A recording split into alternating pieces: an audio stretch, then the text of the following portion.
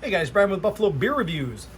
Back with something homebrew style, something that I've been really proud of as, you know, a recipe that's all my own. And I'm starting to get sort of the feel for the different hops and their purposes, right? Flavor, aroma, bittering, dual purpose, dry hopping, X, Y, and Z.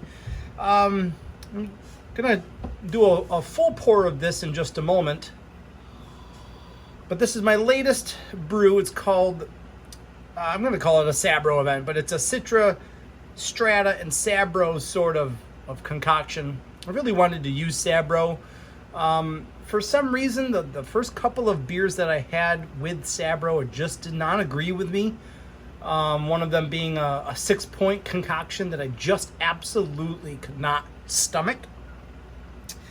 Then I've had a couple of recent brews with Sabro used in different ways, and I said, you know, maybe I should give it a shot. It's a really high alpha acid sort of hop. It's 16% alpha acid. So the dosages were something to kind of wrap your head around. I was using really small doses later on in the boil to kind of keep my IBUs at a manageable sort of level so that it would be a little bit more enjoyable. My goal for this beer was a sub 5%er, and I hit those numbers. So let me go fill up a proper pint glass. I'll be right back.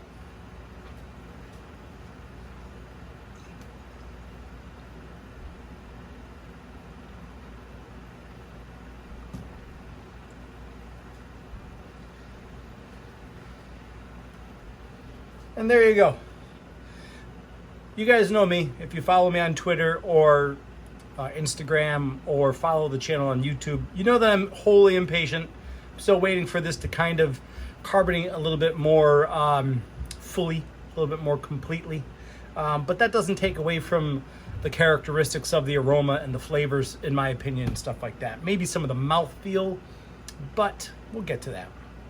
So I can see this beer comes out like this really milky yellow, pale yellow sort of body, and that's what I was hoping for. I wanted to make something that was really pale, under 5%, that still had a really great aromatic backbone, and that's what you get. You do get, it's opaque, it's hazy, it's real pale yellow. It does have a force fermented it the last 4 days of the fermentation in the Firmzilla. So I do have these really silky smooth tiny bubbles in there from the fermentation process, but nothing proper like a force CO2, you know, carbonation level. And then when you put your nose in, you get all sorts of great aromas from that hop trio. I can't remember where I was watching online, but it was, you know, the guys from Trogs were talking about kind of crafting a hop bill in like a little 3 layers, you know, like your base hop, your secondary sort of hop layer, and then your third hop layer. And so I kind of remember that when I was trying to build this hop schedule. So Citra was the base, and you get these really great, like juicy, ripe citrus aromas, and it's amazing. But you do get a strong sort of dank profile, and you get this strong sort of sweet melon, and it's just unbelievable. I've been really surprised at how aromatic this brew is. It's just something that I can't wrap my head around, that I made this right over here in the basement. You know what I mean?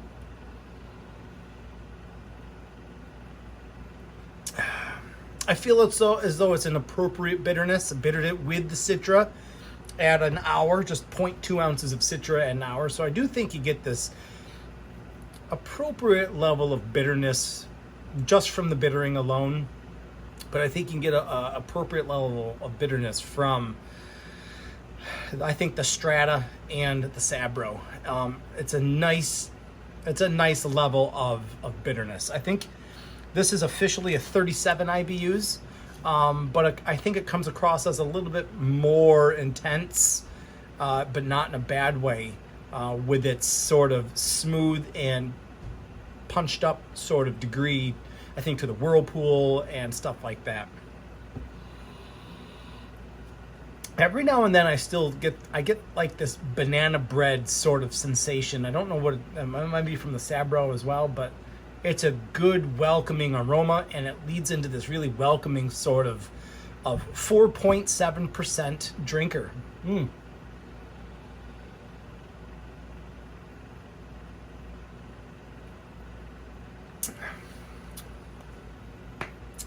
Still, I get these light sort of dank flavors, light greenery. I get this light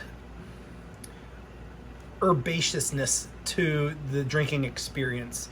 Nothing is potent and nothing is concentrated on this. It wasn't really what I was going for. Oh.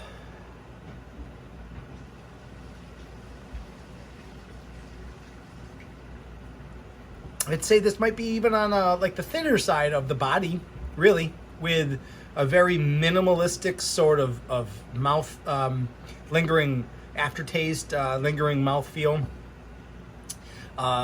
It, for all of the really dialed up aromas to it, seems to kind of wash through the palate really quickly. I'm really, really happy about this. Let me tell you a little bit about the beer real quick before we go. So my starting gravity was 1048. My finishing gravity was 1012. Works out to be 4.73%. I'll put the rest of the recipe down below. 5 pounds of Pilsner. I tried to do some flaked components. I did flaked wheat and flaked oats. The oats were about 21% of my bill, and the wheat was about 17. I also did white wheat malt at about 1.5 pounds. That was about 12.5%, and I did some CaraPils. Citra, 0.2 of Citra at 60, 0.5 of Citra at 10, 0.5 of Strata at 10, 0.2 of Sabro at 5. And then I did Whirlpool for 170 at 170 degrees for 20 minutes, and then I dry hopped an ounce of each at day 7 of 10 and day 3 of 10. Oh, I added 3 ounces of lactose to the boil at about 20 minutes left in the boil. Anything other on my notes? Yeah, I changed the bittering hop from the Magnum to the Citra. That was kind of like a game day decision. I used rice hulls in the mash. It was an effortless mash in with my pump. I didn't have any stuck mash or any stuck sparge or anything like that. The wort was uber pale, and I was hoping that it was going to translate into the finished product, and it did. Sometimes the yeast and the kind of that cold crashing effect of the proteins and some of the hops can alter the color. I was happy it stayed really pale. Oh, for the dry hop number 2, I bumped it up. I said 1 ounce of everything. For the second dry hop, I gave it a little charge. I did Citra 1 ounce, Strata 2 ounces, Sabro 2 ounces. I probably would keep the Strata at 1 ounce for that dry hop 2 the next time around. Yeah, so I mean that's really it for me. I've been really excited about this beer. It looks the part, it plays the part. My goal really to have in the kegerator in the garage is really something around each EBV marker. There's a 4, there's a 5, there's a 6er, maybe there's a low 6er and a high 6er, maybe there's a 6 and a 7% offering. And that's kind of my goal. So you don't have to walk into the garage and just get plastered on a 7.1er. If you want to have a 4.7er, go ahead. You want to have a wheat at 4%, go ahead. So that's my goal, and I'm pretty happy with it. I do believe I'd like to brew this again right away, back-to-back sort of things. Maybe dial down one of the dry hopping doses just to see. I'd like to get maybe just a hair bit more efficiency out of my mash. Maybe make it like a 4.8, 4.9%er. But if anybody is interest is piqued by this brew, let me know. I'm not far away. Everything's always 20, 30 minutes away in Buffalo. You know that. If you guys want any or fill your growler up, you just let me know. I always appreciate the clicks and the watches. You guys know that. And I'll see you guys in the next one. Cheers.